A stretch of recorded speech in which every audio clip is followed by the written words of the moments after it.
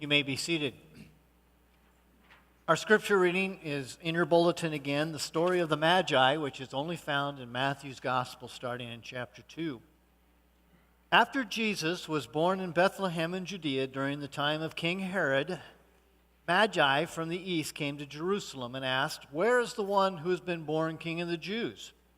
We saw his star when it rose and have come to worship him." When King Herod heard this, he was disturbed. Literally, it means he was all shook up. He was doing his best Elvis impersonation. And all of Jerusalem with him. And when he had called together all the people's chief priests and teachers of the law, he asked them where the Messiah was to be born. "In Bethlehem in Judea," they replied, "for this is what the prophet has written. But you, Bethlehem, in the land of Judah, are by no means least among the rulers of Judah, for out of you will come a ruler who will shepherd my people Israel." And then Herod called the Magi secretly and found out from them the exact time the star had appeared. Evidently, he was not aware of when it appeared. And he sent them to Bethlehem and said, "Go and search carefully for the child, and as soon as you find him, report to me so that I too may go and worship him." He's a liar, of course. After they had heard the king, they went on their way, and the star that they had seen when it rose went ahead of them until it stopped over the place where the child was. And when they saw the star, they were overjoyed. And on coming to the house, they saw the child with his mother, Mary. And they bowed down and they worshiped him. And then they opened their treasures and presented him with gifts of gold, frankincense, and myrrh. Having been warned in a dream not to go back to Herod, they returned to their country by another route. The rest of the story, then, is Herod finds out that he has been tricked. He then has the soldiers go into Bethlehem, and they slaughter all the little boys 2 years of age, younger. When I was in, must have been second or third grade, we had a Christmas pageant, and I got to play the role of one of the three kings. And the role that I played is I was the first king who brought in a cigar box wrapped in gold foil. So here I was wearing my dad's red bathrobe, had a cardboard crown on my head. That's not me, by the way. Had my little box, my cigar box wrapped up with gold foil, and I was supposed to sing a solo where I would sing about born on Bethlehem's plain, gold I bring to crown him again. And did fine during all the rehearsals, but during the actual program, when the piano started to play and I was supposed to majestically walk down that center aisle and go up to the front and present my cigar box to the baby Jesus, all I could think of were the alternate words to the tune that I had been taught by some older kids. "We three kings of Orient are smoking on a rubber cigar. It was loaded and exploded. Now there are only two." To this day, I have no idea which verse I sang. My mother completely blocked it out. She says that there was never such a pageant, that I was never in it, which leads me to believe that I sang more likely of rubber cigars than I did of gold that we bring. Needless to say, whenever I see Christmas pageants and I see the little boys who have to dress up as one of the three kings, I have great sympathy for them, especially if they have to sing a particular solo. We have always been fascinated by the three kings. They probably were not kings at all. In fact, what the scriptures call them are Magi. And the early church even gave them names. And Marco Polo, on his journey to the Orient, said that he actually saw the birthplaces and the burial sites of these various three kings. But they probably were not kings at all. They were probably advisors. They probably studied the stars. They were more likely like scientists.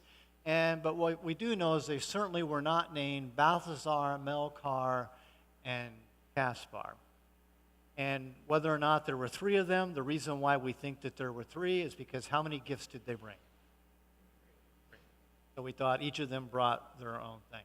So who were these guys? Where were they from? Why are they called Magi? Now, inquiring minds want to know, right? Who were these guys? Because there's such a lot of lore that is folded up around them. Well, Magi is the root word for which we get magician. But it is unlikely that these guys did parlor tricks, made elephants disappear, or white tigers disappear, and did card tricks. Most likely, they are scientists. They were astronomers. They studied the skies, and they looked for signs in the skies. They would have served as political advisors, and so probably the best thing that we could call them is what they are. They were wise men. They advised the kings on various things that they saw and what they had learned. Well, where were they from? We're told they're from the east. Now, there's three different places where they could have come from that constitute having come from the east. The early church, 1st and 2nd century church, thought that they were from Persia, which would be modern-day Iran, from Tehran, which means they were about 1,000 miles or so away. Coming from Persia, which is what the early church thought, they thought that they were probably worshipers or Zoroastrians. I didn't say that quite right, but it begins with a Z, Zoroast, something like that. Kurt might know what they are. But anyway, Zoroastrianism, whatever it is, big long word. They believe in one God and that one day this God is going to overcome evil. And so that's why they thought that maybe that's where these guys are from. And so they made this long journey to see Jesus. The second place where they might have been from is that they might have been from down here in the south, which is the area of Sheba. This is where Persia would be, is clear over here. Down here in the south is Sheba, and the reason why they think they might have been from Sheba, this is modern scholarship that thinks this, is because gold comes through the Gulf through there at the place of Ophir, the gold of Ophir, and so they thought, well, that's where the gold comes from, and also frankincense and myrrh were found in this particular area. And so the treasures were found here, and so they thought this is probably where the kings might have come from.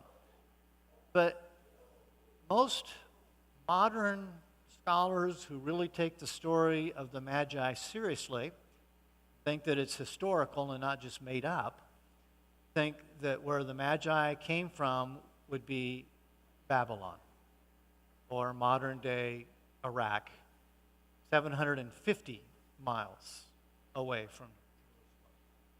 And there's a couple of reasons why we think that. One of the reasons is because there was a philosopher who lived in Alexandria, Egypt, by the name of Philo. He was a contemporary of Jesus, same time period, and he wrote lots of things, and his stuff is found in the Alexandrian Library, which is why we were able to know some of the stuff that he wrote. And one of the things that he wrote about was a school of Magi from Babylon. And he praised this school of Magi from Babylon because of their excellence and because of their scholarship. So now here's where the speculative part comes in, is if you have this school of Magi from Babylon, why in the world would the Magi come to Jerusalem in search of a Jewish king? Now, if they were Zoroastrian, I said it better that time, why would they be interested in a Jewish king? If they were Arabs, why would they be interested in a Jewish king? So what the speculation is that this school of Magi from Babylon traces its way back to Daniel. Daniel was one of the exiles who was carried off into Babylon during the exile of Babylon about 523 BC. He, as you know the story of Daniel, is that he interpreted dreams. And after interpreting one of these dreams, in the book of Daniel, we are told that he is given a title, and that he is called the Rab-Mag, or the Rab-Hartuamaya, which means chief of the Magi. The thinking or the speculation is that Daniel never returned from the exile. He spent his entire life in Babylon working for the numerous kings, and eventually Darius. He worked for Darius, who eventually allowed the Jews to return to Israel. And the thinking is that Daniel, as the head of the Magi, because of his Jewish teaching, and because in the book of Daniel, Daniel speaks about the coming of the one like the Son of Man, the Messiah, that Daniel was looking for the coming of the Messiah. And so he taught these other people, his disciples, to look for the coming of a Messiah and to look for a sign that would let them know. Now, the Jews have always thought that God speaks through dreams, but that God also speaks through nature. That he speaks through the sun, he speaks through the moon, he speaks through the stars, and that God gives us signs that we might know what he's going to do. And so the speculation is that Daniel taught his disciples, and so for 500 years, these various Magi who had been trained by Daniel were looking for the stars, looking for a sign from God, so that when they saw this supernatural star event, whatever it was, they thought it portended to the birth of the Messiah, and so they made this long journey to Jerusalem in order to look for Jesus. The best guess then is who the Magi are, is that they were wise men. They would be their equivalent of a scientist. Now, there's a difference between astronomy and astrology. Astrology is a religion. Astronomy is a science. It's the difference between a thermometer and a thermostat. A thermometer just tells you the temperature. It can't make you hot or cold. A thermostat, you adjust it so that it turns your furnace on or off. Astronomy is a thermometer. It just simply sees the stars. Astrology is like a thermostat. It says that the stars control individual human destinies. Astrology is condemned in the scriptures as being false religion. I don't think the wise men were into astrology. I think they were astronomers, they were scientists who knew that day to day the sun pours forth speech, and the stars speak. They were looking for a sign from God of the coming of the Messiah. Regardless of what they saw, and that's a whole other sermon, which we'll do some other time, but not this year, is only Matthew records for us the visit of the Magi. And there's tremendous irony in this. It says, after Jesus was born in Bethlehem in Judea during the time of King Herod. You have the connection of two names here which have absolutely nothing to do with each other, is the irony. Herod was a cruel, vicious man. At the time that Jesus was born, Herod was in his upper 70s, and he is about a few months away from dying. He dies about 1 BC. He was a brilliant man, extremely intelligent, handsome, athletic. What had happened is that there are 4 generations of Herods found in the New Testament, and he's the first one.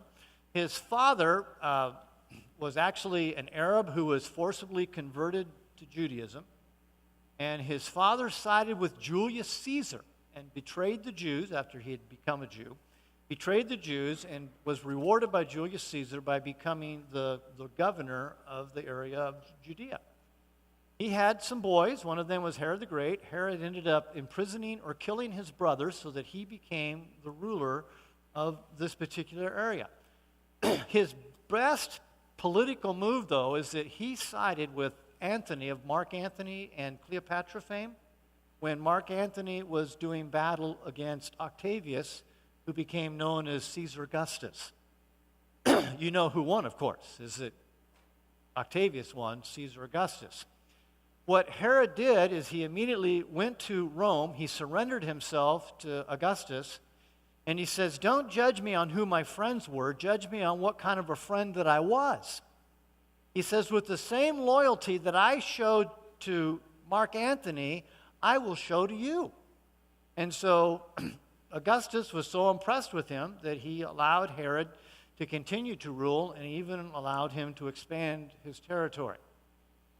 Herod built palaces, he built bridges, he built all kinds of monuments to himself. If you go to the Holy Lands with us next February, a year from this February, you'll get to see the Herodian and a bunch of other stuff that he made that still exists to this day. I mean, he was an incredible builder. He built the temple, that Jesus worshiped in.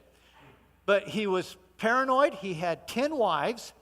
He had killed most of his wives because he thought that they were conspiring against him to overthrow him. He had numerous sons, and he killed most of his boys because he thought that his sons were conspiring against him. In fact, one Roman historian said, and the irony of this is Jews don't eat pigs, okay? He says that it's safer to be a pig in Herod's household than it is to be one of his sons. Well, now at the end of Herod's life, he is clutching for power because he's just strangled another wife, he's killed another son, he thinks that people are conspiring to take his kingdom, and now look who shows up. Is that these Magi show up, they come to Jerusalem and they say, where is the person who's been born the King of the Jews? That's absolutely the wrong thing to say to Herod. He thinks it's another conspiracy, and so he's going crazy, which is why the Greek tells us that he was all shook up, and all of Jerusalem with him, because they didn't know what he was going to do. They thought that he might just go crazy and start killing all kinds of people trying to find out who this newborn baby was that was going to replace him and be the king. And so he is clutching at power at the end of his life. It comes as no surprise then that when he inquires from the wise men, where's this child to be born, and how long has he been around, about 18 months or so now. He says, go find him and then come back and tell me where he is so that I can go and worship him too. But what we know he's going to do is he's going to kill Jesus, and he's going to kill the wise men as well. So the wise men are warned in a dream, probably by the angel Gabriel, to go home a different way. And then Herod, when he finds out that he has been tricked, he kills all the baby boys in Bethlehem. Now, no other historian records the slaughter of the innocents, but all historians say that it certainly fits Herod's personality and mentality. And also, Bethlehem was only a town of about 300, and so the number of boys 2 years and younger would probably have been a half a dozen or less. So it was not a huge slaughter that he did. Herod dies about a year or 6 months after this. His last act is he had all the leading citizens of Jerusalem captured and thrown in prison, with orders given that when he died, they were all to be killed. That way, Herod's death would be a day of national mourning, not a day of celebration. That's sick. They didn't fulfill his last wish. They captured them, but they didn't kill them after Herod died. Well, in juxtaposition to Herod, you have the birth of Jesus. Herod's in a palace, all kinds of riches around him.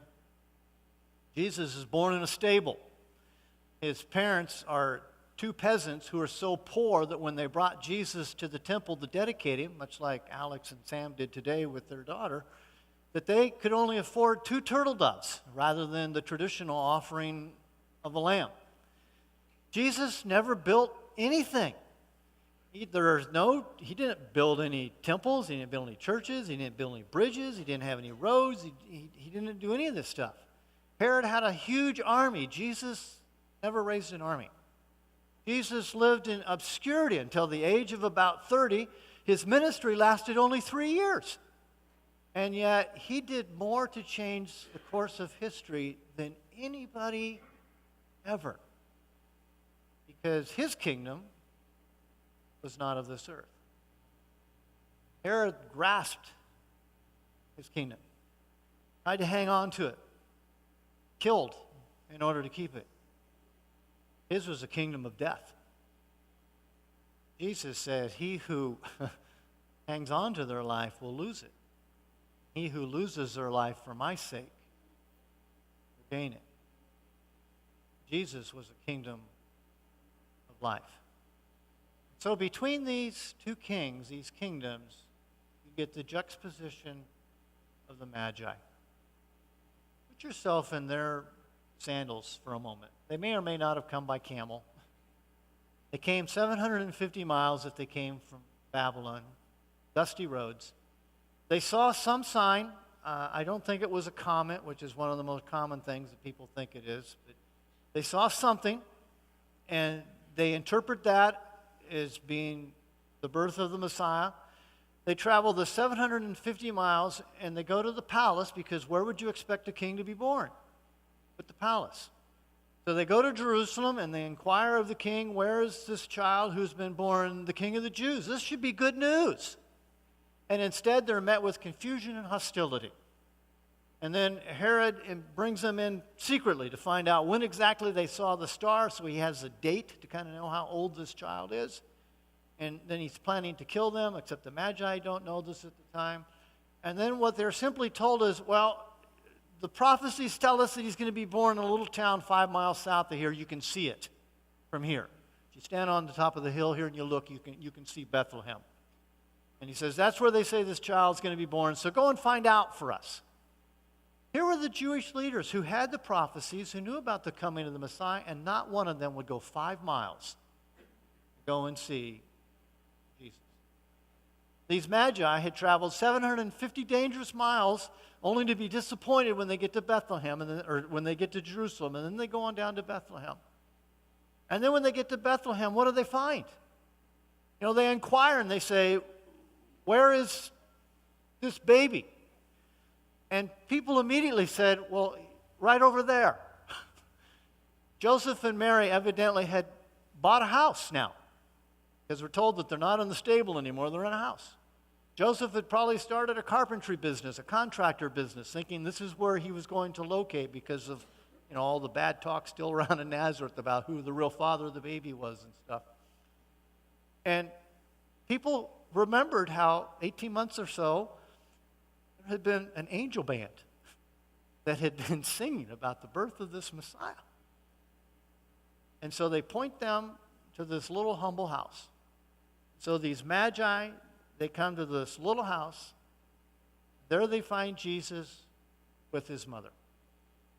It is a credit to their faith that they went in, instead of turning around and going home saying, this is a wasted trip, a waste of all of our money and our time.